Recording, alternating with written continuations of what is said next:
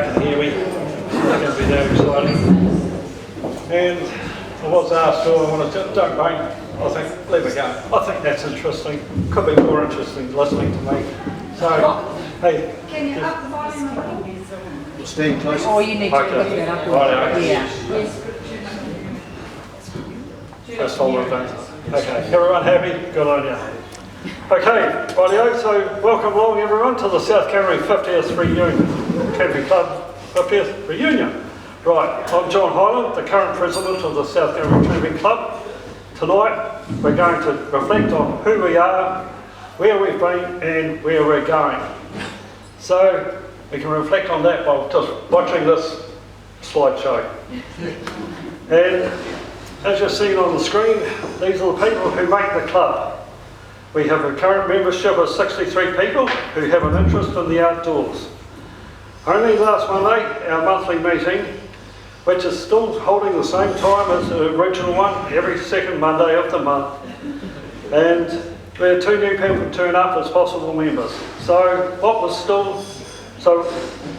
started is still going strong, and thanks to the original members 50 years ago. We're looking for new members, so just see Graham. If you'd like to join up again, age is no barrier. We're still affiliated to FMC, so part of your membership fee goes to the FMC, who are looking after our interests in the great outdoors. Now, Graham has put a list over there, so if anyone is interested, you can just put your name there and an email address, and you don't have to join, but we can put you on the emailing list. Right, we got a couple of people here, so we'll...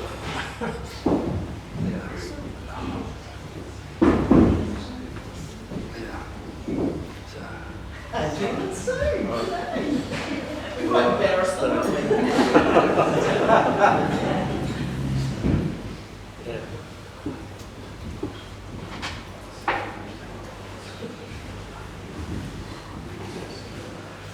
Right, so it's been an interesting 18 months to make this day happen. It's largely been the work of Jim Pearce, who's first put the idea of a 50th reunion to the committee. Unfortunately, Jim and Nairi are unable to attend tonight as Jim has tested positive for COVID while attending a family function in Wellington, so must wait until the 22nd of November to return. He spoke to me last night, giving me instructions, but he sounds fit and healthy and all that sort of thing. So he's just going by the rules, waiting for the 10 days. Now, here, Nairi has kindly made us a 50th reunion cake to enjoy later this evening. I've been given instructions to save a couple of pieces for Jim and Nairi on his return. Right. So, first off, let's give a little bit of a moment and give a thought to those who are no longer with us and to those who could not be here with us tonight due to some health conditions. We may or will see them, of these people on the screen, the familiar faces. So, I think there's been a few people sort of rolling across on the thing. Right. I'd like to thank the organising committee who have all had a role to play to make this happen. Jim, he was the instigator and the committee chairman.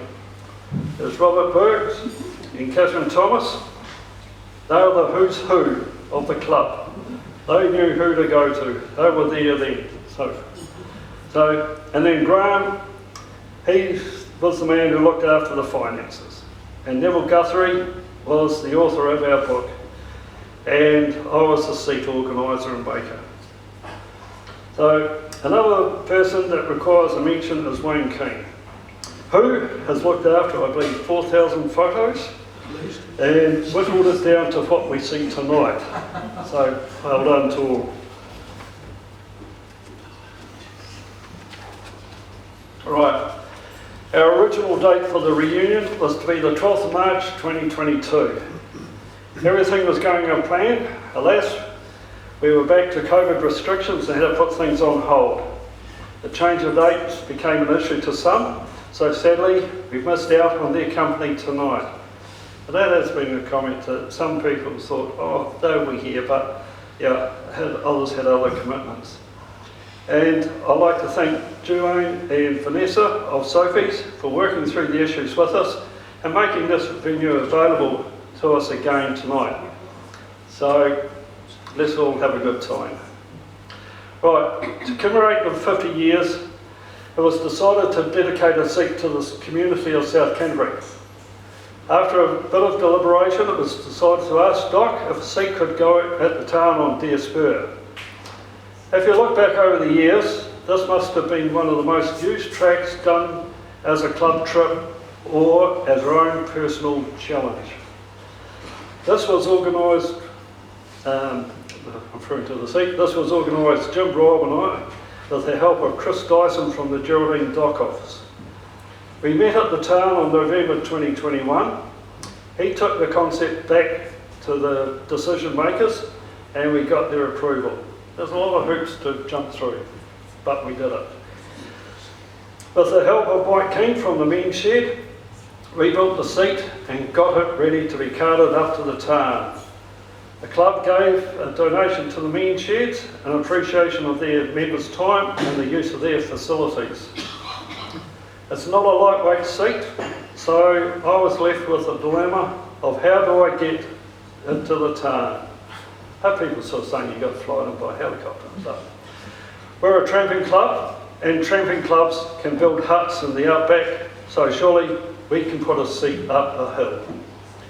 My thanks go to the 28 members who turned up on a not so pleasant day to help carry the 20 bags of concrete, 6 heavy pieces of timber, and the bits and bobs that go together to make us install a seat. So, looking at the weather, it looks like the same bloody conditions. Right.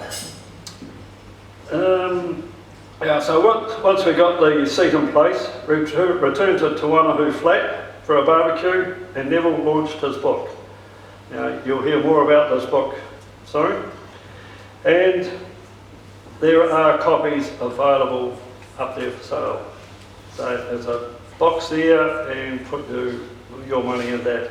So much appreciated. We got the seat in place, on time, on budget, on the 27th of February 2022. Now, we invite you to come up tomorrow to view the seats on site. We've had our very own plaque on the commemorating the 50 years of the South Canterbury Tramping Club. I was in touch with Chris Dyson the other day. He'd been up there with other dock officials, so he informs me that they're planning on doing some long overdue maintenance and possibly putting a boardwalk along a section of bogey track in front of the seat. My wish has come true to enhance the area. So it's been a battle. But, so stop, if you're up there, stop and take a moment and sit on our seat. And just a little bit of statistics, a little mouthfeel. Did you know last year 5,872 people used Deer Spur track? On average, over the last few years, 5,000 people use the track. We have a seat there with our club name on it. To me, that is a great ad for our club and hopefully may pay off with attracting more members. It's been interesting getting involved with this reunion. You soon start to realise the number of people who have been members over the years. Some have been involved for a long time, others have left and come back. Lifelong friendships have been built, individuals have met and have become a couple, all through a common interest of what is beyond the cities, towns and main roads. There are those who have been heavily involved on the committees and still are. Some do their bit and then move back to a lesser involved role. Some people have stayed a club member but are not so active. It tells me we're still doing something right and there is still an interest in the outdoors by a lot of people. This all goes back to those in 1972 who got the ball rolling. Did you ever think what was started then would still be happening today, 50 years on. It's quite an achievement, really. Looking back, members of the club have covered some amazing ground that few others consider venturing into. We have all had some adventures and accomplished our personal triumphs. It's not easy to carry a full pack over a mountain pass to the west coast, or a weekend jaunt over to Welcome Flat, sit in the hot pools, then be back in time for work on Monday. I've noticed the days of leaving on Friday night, camping at midnight at your chosen destination, donning your pack at first light, heading into the hills for the weekend adventure and returning to Timaru late on Sunday night. Seems to have lost a bit of enthusiasm these days, but we're still out there doing it, and that's what matters. With our keen outdoor interests, there have been a few who have taken this to the next level. They have been involved in search and rescue. And this is something that I've actually just sort of picked up on tonight, talking to people around here that have been in search and rescue. So it's not an easy task for anyone, and this can come as a personal cost. So let's thank these people as our unsung heroes. I sort of feel as though these people should be recognised, and I think we need to start looking into that so we can actually have it on our club records who was actually involved in search and rescue.